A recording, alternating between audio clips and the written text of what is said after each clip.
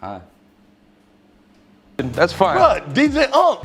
$100, you can't make more shots. Let's just do 300. About vomiting sweaters and holding comments cause It was a fucking rhetorical question. You know what? I'm done with that racist shit. What? Just wanted to see if you had superhuman hearing because of your... Because my what? Kill him in the parking lot. I'm out here. He got a flamethrower. Flamethrower? What is this, Mad Max? 5, 4, 3, 2. We ain't never gonna get a reparation that way, bro. So, I prefer Venmo or Zelle, but you seem like a Cash App guy, so... Showing up to court dressed like a dumbass, acting like you can't hoop. You assumed I couldn't hoop because I'm white, which is incredibly outdated. No, I assumed you couldn't hoop because you were dressed like a white girl at Whole Foods. It's really hard to plan for the future when we're always worried about money because you're out here living in a fantasy. My 30-day detox program. You want a free sample? Nah, I ain't drinking no boo-boo juice. Babe, it's almost the first. I'm gonna go tomorrow, I forgot. Why don't you just go now? You'll be fine. Hey, don't worry, mommy. Don't worry, mommy. Every hooper I know is entering that big-ass tournament with a winner get $500,000. I just need somebody. On the other hand, would only continue to grow more and more. At the age of just 12, Jack began making music for the first time. That's right around the time in his life when his parents brought him home the video game, Guitar Hero. Rather than play with it like any other normal kid would, Jack plugged the game's microphone into his laptop and ran a program known as Audacity to begin recording his earliest tracks. Then, alongside a buddy from school named Copeland, Jack recorded his very first CD titled Rippin' and Rappin', which he and his partner then took to selling a few dozen copies of at Highland Middle School. Now that he had discovered his passion, Jack turned to his mother and asked how he could become the best rapper in the entire world. Having just read the book Outliers by Malcolm Gladwell, Maggie told Jack that he would have to invest over 10,000 hours of practice into his craft if he really wanted to be serious about it. Imagine telling a 12-year-old kid that. Crazy, right? Well, it was so crazy that it just so happened to work. Later that year, Jack got his hands on a professional-grade microphone and began putting in endless hours, producing what would become his very first mixtape, a project known as Extra Credit under the moniker of Mr. Harlow. A SoundCloud account was next to follow, and that's where he was making something of a name for himself, and he joined up with a couple like-minded friends at school to form his own rap collective known as Private Garden. This local success would lead to meetings with management companies and record labels when he was still attending Alderton High School, but nothing would come to fruition, at least not yet. Then, during his senior year, Jack released his very first EP titled The Handsome Harlow. Soon afterwards, as his friends began packing up their bags to go to college, Jack began working at his parents' sign business during the day while dedicating his nights to making music. After about a year of that, he dropped his fully fleshed out mixtape titled 18, containing the breakout song, Ice Cream. Having earned nearly 1 million plays for that track on Spotify alone, Jack got more serious than ever about joining the music industry. That's when he decided to leave his hometown of Louisville behind and head for Atlanta, Georgia. Hell-bent on elevating his career, Jack moved to the rap mecca of the world, Atlanta, Georgia.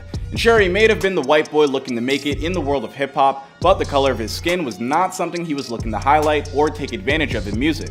He told the New York Times, "I'm not preoccupied with my whiteness. I'm aware of it, but it's not something I'm battling against or lifting up. I just let it be." Once in Atlanta, Jack recorded and released a new mixtape titled Gazebo, which was buoyed by its high-energy single Dark Knight, a track whose music video would premiere on Worldstar Hip Hop's YouTube page and earn well over 1 million views. He then had the good fortune to meet with fellow Kentucky native Kai Engineering, with whom he quickly struck up a working relationship. Kai brought Jack out to meet DJ Drama, who immediately fell in love with Harlow and signed him to his Atlantic Records subsidiary, Generation Now. Particular, my ear just continued to get more tuned, and on the last album, I would pick beats out of packs. I rap on them, and then we just bounce them out.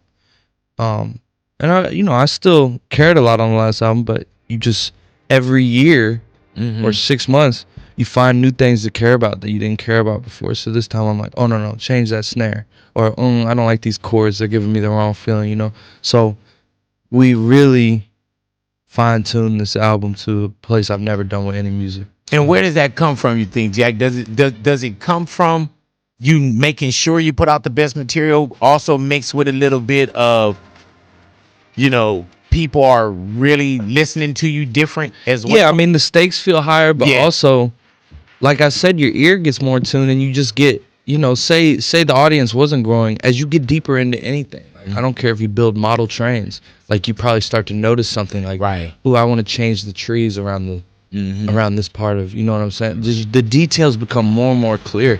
Like I've always said, it wouldn't surprise me if Dark hair.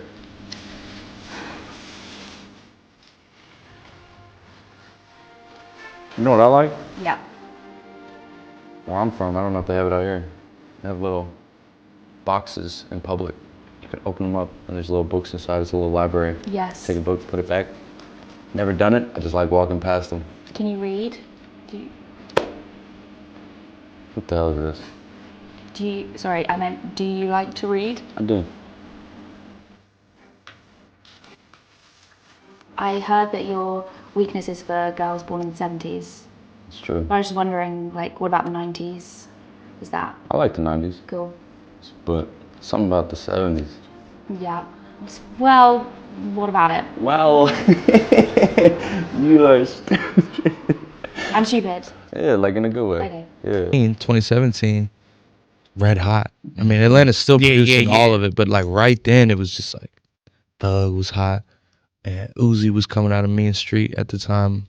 You know, I signed to Generation Now, and so looking at, you know, my hub, Mean Street, I was like, wow, this is where it all happens. How do you put yourself in such a heated position, though?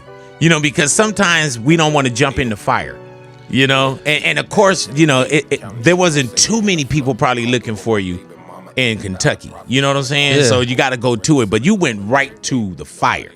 Yeah, I mean, I've never wanted this to be a niche thing or something over on the side where I'm making like underground stuff for a small community to enjoy. I want to make music the world loves and pays attention to and is aware of. So jumping into the fire.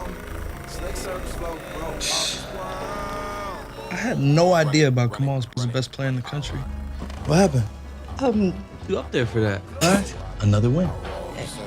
Take the win. With you. Okay, fine. Fuck it. What? What, you want to do some freaky shit? Because I can be talking to some stuff. Come on. You ready? For the entry fee. I'll find some marks. Those short shorts look incredible on you. Throw them off their game. You have an OnlyFans? And we'll clean up. You gonna wear that trash bag? You gonna wear that fake-ass Richard Simmons outfit? I don't bluff, bro. I bet y'all got more in common than meets that eye. Release for me. Release for me. That's the I band. doubt that. It's enough jokes. Then the sun died. Don't spend any of the money until we can cover the fee. I should be saying that to you. Well, I'm good with money. So am I. So am I. Me too. Me too. Word. Word, bro. If she's iffy, then the drugs go. If she's can I see you? Double cup toast, got a duffel full of hundos. That'll love go. Buckets. What? Just wanted to see if you had superhuman hearing because of your... What, like, is the most romantic thing you've done for someone? Bought them a plane ticket. Was it a private jet? No. Oh. Back. Economy. 58C. Have you reached peak cuteness yet? No. I know you're still getting cuter by the hour. You are funny.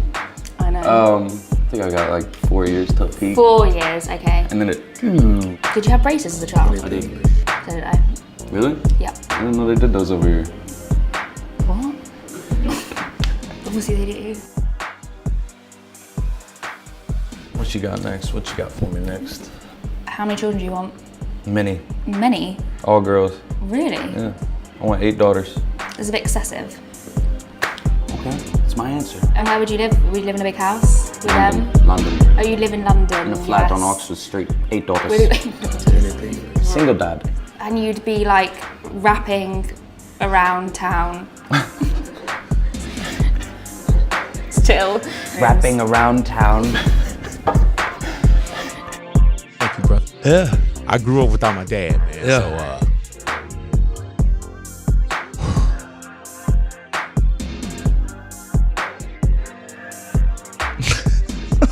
You're amazing.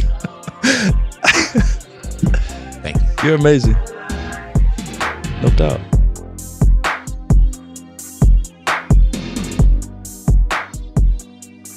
You better keep all this. So talk to me about your relationship with Drake.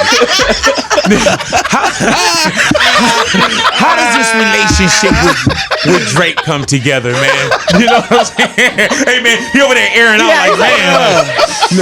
No, but how does this relationship come together with Drake, man? Organically. Yeah. That's dope. Yeah. You know, I've looked up to him for years. So I think I first met him in 2019 at a party, and he just briefly gave me props. And then since then, we just seen each other along the way. I went to Toronto in the fall, did a show. We linked, talked up there. We just slowly got to know each other more. And I think I can really genuinely say we formed a real friendship. You can see that, bro. Yeah. Bromance, you can see it. Bro. Is that hard to do now, though, with so many people wanting to be next to you, so many people just wanting you for Drake other don't want to be things? next to him. He want to be next to Drake. Well, I think they want to be next to each other. Well, shit, I'll take either one of them. Go ahead. Sorry about that. But that has to be hard to form organic friendships now. Yeah, but you have a gauge, and when I speak to bro, he's in tune.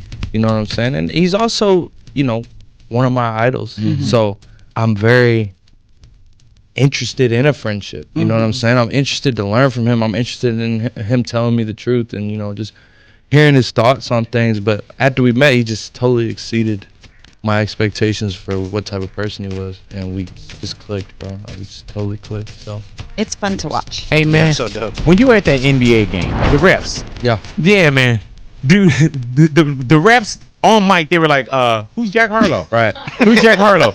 Everyone, of course, don't know you. You know what I'm saying? Yeah. When you hear that, is that funny to you? Yeah, it was hilarious. Yeah. I thought it was iconic. Right. It is iconic. Yeah. They just put your name out there. But you know, it's a trip. They know who you are now. Yeah, they did. Yeah, and my thing is too, man, no matter how long I've been in radio, I was like, man, I haven't met everyone. And I get people every day that don't, you know, and you don't assume everybody know who you are, but they like, I get people say, I just started listening to you. Or I was out over the weekend with my family, and it was 4 people that had no idea what I did. I was just taking pictures.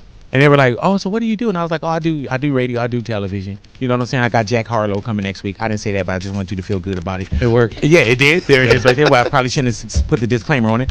But yeah, just keep working. You know, and then every NBA rep gonna know who you are. I mean, that was my goal as a kid. Yeah, man. People want Grammys. People want, you know, but they forget the reps, bro. Yeah, man, they forget the Not reps. Me, though. You ever made a sex tape? Yeah. You ever course. made? Really? Yeah. I mean, it's a new generation. Yeah, that's super guy. Oh, he calling me old school, huh? Not at all. I've seen yours. I know you. They're gonna kill him in the parking lot. I'm out here. He got a flamethrower. Flamethrower? What is this, Mad Max? 5, 4, 3, 2, I let one go. I'll get the dough. I don't bluff, bro. I don't know how much you talking trash played in today, but good work. Thank you. You could talk way more trash out there. You have so much material I can't even touch. Like what? Never mind. Oh. Tell us. Where the love? You seem like a Cash App guy, so that's fine. Jeremy. Big Mooch. Hey, look, man. I hate to be this guy, but the boss is on my head about membership fees. No tone. Save it, Jeremy. You're too much for me, women. Plus initiation fees. Like, come on. Pay your fees or go to them other spots. Take care of that. I live for today, Mooch. Tomorrow's not promised to us poor folks. These? You know, my knee hasn't felt this good since junior year. Teach me these breathing exercises, man. Riddling.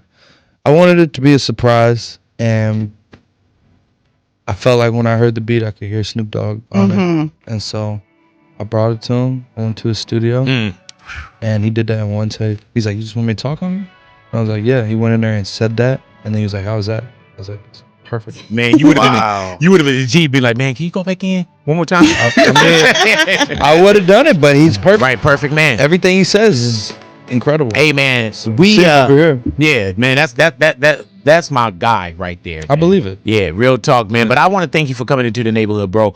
I wish we had more time with you. God willing, you'll come back and hang out with us, bro. Absolutely. And really, man, it's a pleasure to finally meet you. Likewise. Thank you, my Had a brother. blast. Man, thank you. You're a legend. Yeah, I brother. see why. It's God clear. bless you, man. And for real, I hope you come back and you get a chance. Look. In love.